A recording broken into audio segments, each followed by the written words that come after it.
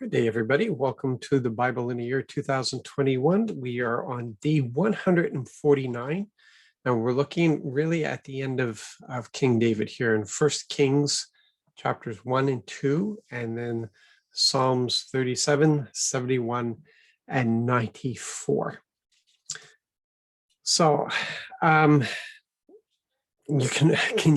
I think we can all imagine having studied David for a while, that David's calling, that anointing was hard on him, was hard, probably very hard on his body. It'd be very hard to be a warrior as long as he was a warrior and be in as many fights as he was in. But it says here, King David had become very old. Now, very old maybe is a relative term, because very old in different parts of the Bible mean different things. But understand, he's only 70 years old here. He's just 70, 70, and he's considered very old. And in other places, people were giving birth in their 80s. But look how old he is. He's not even a young old. He's a decrepit old. King David had become very old. His servants covered him with blankets, but he couldn't stay warm. Now, I understand this. People in their 80s, it's the whole thing of the body pulling in the blood from the extremities to protect the organs as the organs are getting older. So you feel that cold because you don't have that blood circulating as well to keep you warm. But this usually happens in the 80s. I mean, you might mind a winter, you might mind the cold more in your 70s, but to have to be covered with blankets. Not only that, because it says, but he couldn't stay warm. They said, allow us to find a young woman for our master the king. She will serve the king and take care of him by lying beside our master the king and keeping him warm. And then it was very specific and say that he never had sex with her. So she was just a means of keeping him warm, and that meant that this is probably happening in his late 60s, and because he dies in his 70 when he's 70. So that's how hard his life was. He grew old, young. And we see here, unfortunately, right up to his death, David faced rebellion. He faced problems within his family, and Yahweh had told him that. He told him, as a consequence of the doors that he had opened, that there would be suffering in his family. And so we see this, his next eldest son now, Adonijah, Haggith's son, bragged about himself and said, I'll rule as king myself. He got his own chariot and horses with 50 runners to go in front. Now, Adonijah's father had never given him direction. He never questioned why Adonijah did what he did. He was very handsome and was born after Absalom. Does this sound familiar? David never questioned Absalom either. He never questioned, it seems, that any of his sons. And he's left the door wide open, even though the Lord had said to him that Solomon would be the next king. And he had told Bathsheba this as much. David told Bathsheba this. But here, Adonijah is the next oldest. So he's assuming. I wouldn't say necessarily that he's evil and conniving, but it's the way it usually is. It's the eldest who would be considered the crown prince. And we'll see that there's others who supported him in that. For instance, Joab and the priest Abiathar. So he took advice from Joab, Zeruiah's son, and from the priest Abiathar. They assisted Adonijah. They weren't in rebellion against David, but they didn't check with David. They made assumptions, and this is what Joab did all the time. He did what he thought was best without checking with the king, and sometimes in direct contrast to the king's will. But Joab always put the kingdom first, and it was according to his own thinking, what he thought was best.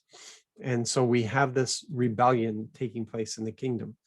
But then we have those who are loyal to the king. These are the ones who would consult the king. Zadok the priest, Jehoiada's son Benaiah, the prophet Nathan, Shimei and his friends, and David's veterans didn't join Adonijah. Doesn't save Shimei later though. It's so these are the ones who are loyal to David. And David's old. His thinking process isn't the best, and he's still the king though. He is still the king, and they have to be careful around him. So they kind of walk gingerly around them. The prophet went and spoke to Bathsheba, told her what she needed to do. So they laid down a plan not to deceive the king, but how to break the news to the king in a way that he's convinced to take action. So the first part of the plan, Bathsheba goes in. She said to him, "Your Majesty, you swore by the Lord your God to your servant, your son Solomon will certainly rule after me. He will sit on my throne.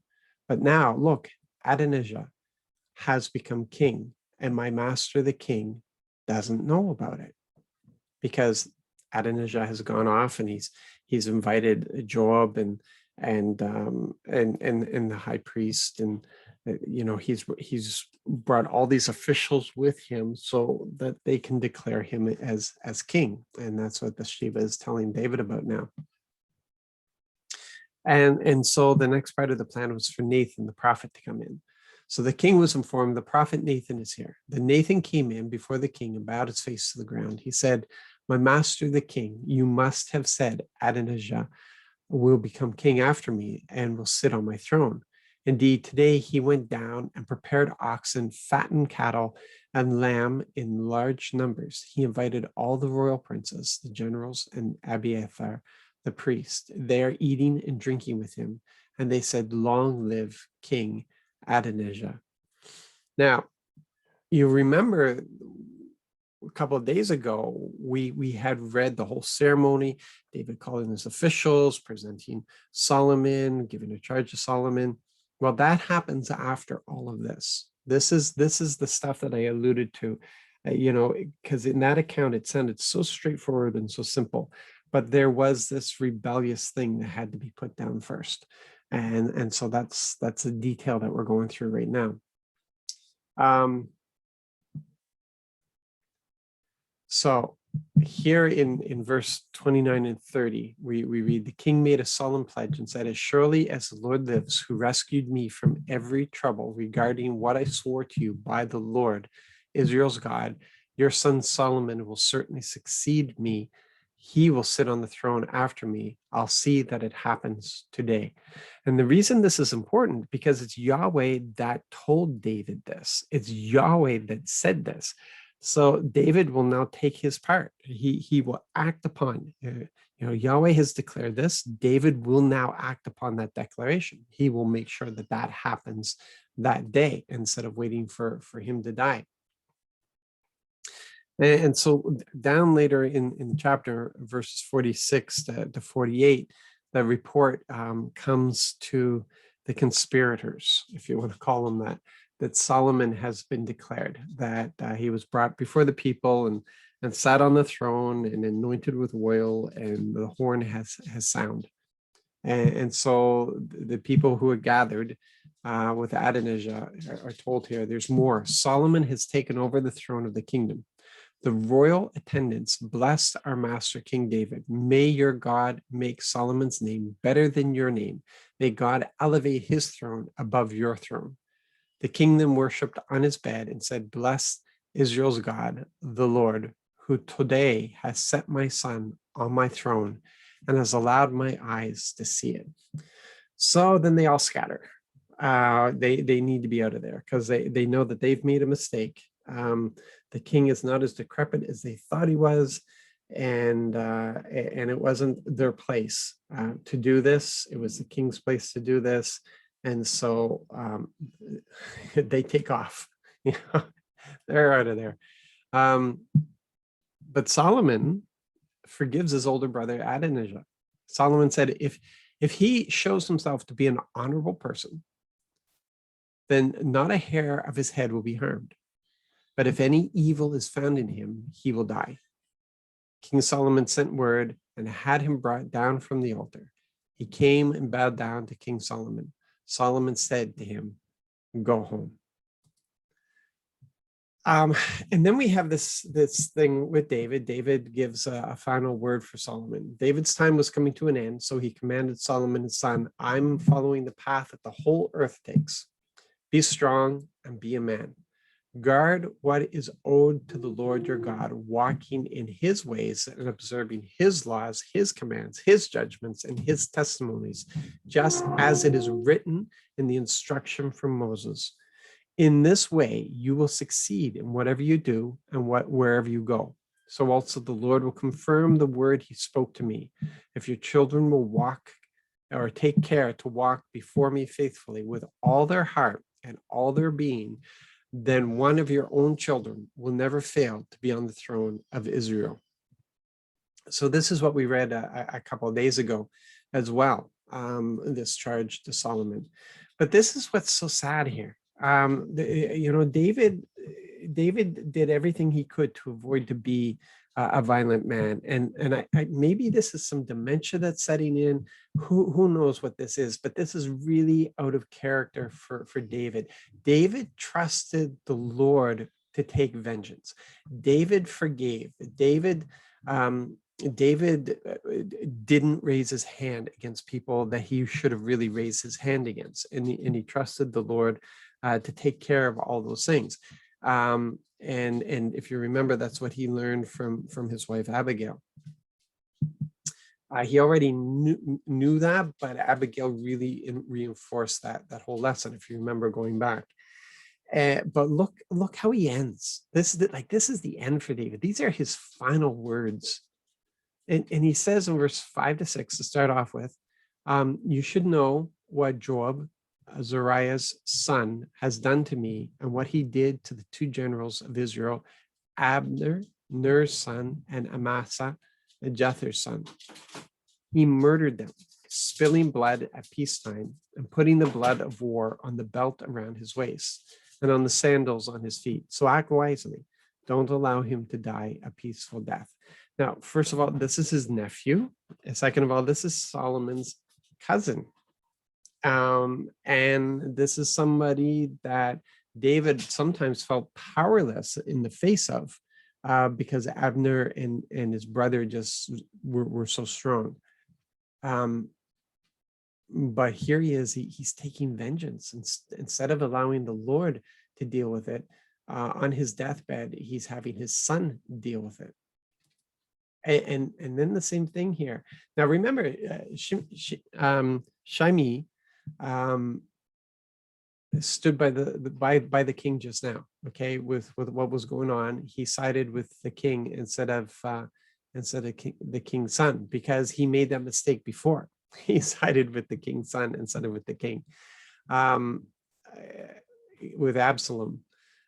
But here, remember, he was the one who insulted David when David was leaving the Jerusalem, and he wouldn't allow anybody to raise a hand against him, because he said it was the Lord that was sending these insults at him to humble him and bring correction.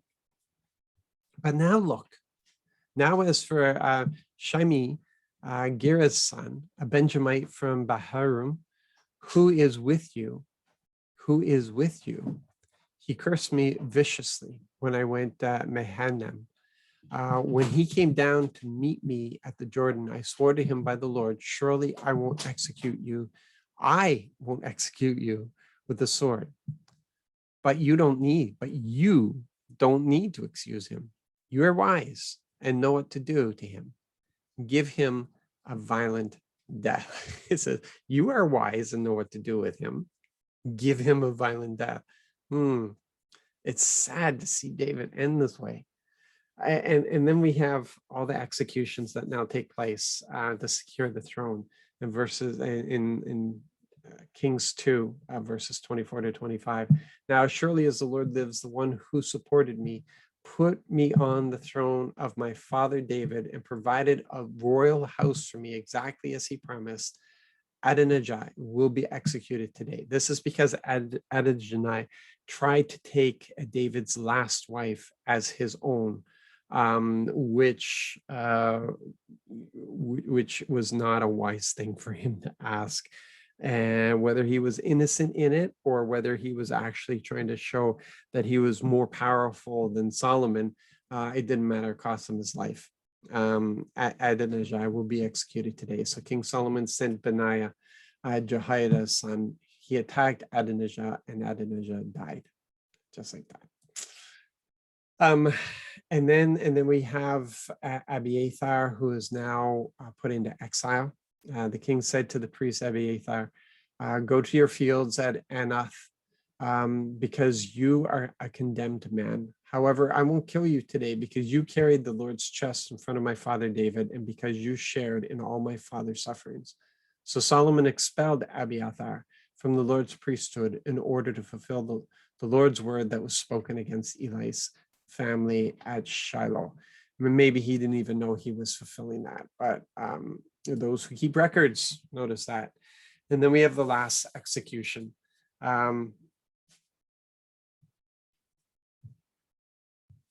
Actually, second last one, sorry. And here, it's Job. Job knows what's coming. He's you got to remember, he's a believer. He had problems. He murdered to keep his position, but he felt he was the only one who could fulfill that position. And so we're finding him coming to an end here in verses 31 to 34. The king said to him, "Do as he said, attack him and then bury him. In doing this, you will remove from me and my father's royal house the guilt over the innocent blood that Joab shed. May the Lord return the blood guilt back on his own head for attacking the two men who were better and more righteous than he was. He murdered those two with the sword. Abner, Ner's son, and Israel's general, and Amasa, Jether's son, and Judah's general. But my father David didn't know about it. May the blood guilt for their deaths return on Job's head and on the head of his family line forever. But may the Lord's peace be on David, his family, and his royal house forever." So Benaiah, Jehoiada's son, went and attacked Joab and killed him. Yeah, and we have one last one. And this one is really this one is sad, because it didn't need to be. Because Shimei came and asked forgiveness of David, and David gave him that forgiveness, and he stood with David. And the king said further, "You know quite well all the evil that you did to my father David. May the Lord return your evil on your own head. However, may King Solomon be blessed and David's throne be secure before the Lord forever." Then the king commanded Benaiah, Jehoiada's son, who went and attacked Shimei, and he died. So Solomon's throne, which is supposed to be a throne of peace, was actually established in a foundation of vengeance. Not even Solomon's vengeance. This is David's vengeance. So I guess it falls on David's head, even though Solomon was the executioner. Now, the Psalm 37 here, it's just full. It's just full. So just highlighting here, just the trust, the joy, and right here it says, "Trust the Lord and do good." Right? Trust the Lord and do good. So trust, enjoy, and commit here. Trust the Lord and do good. Live in the land of firm faithfulness. Enjoy the Lord. Trust the Lord, enjoy the Lord, and he will give what your heart asks. Commit your way to the Lord. Trust him, he will act, and he will make your righteousness shine like the dawn, your justice like high noon.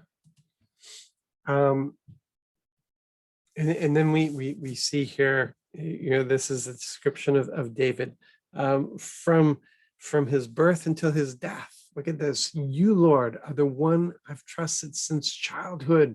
I've depended on you from birth. You cut the cord when I came from my mother's womb. My praise is always about you. Don't cast me off in old age. Don't abandon me when my strength is used up. His whole life, David was in love with Yahweh. And let these be the fitting last words from David. In Psalm 94, verses 18 to 19, whenever I feel my foot slipping, your faithful love steadies me, Lord. When my anxieties multiply, your comforting calms me down. Yeah, may that be our testimony. May that be your testimony today with whatever is going on in your life.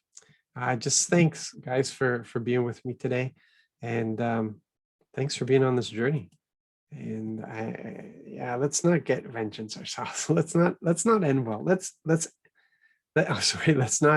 not end poorly. Let's end well. And I pray that you'll be blessed and encouraged in all you do today. See you tomorrow.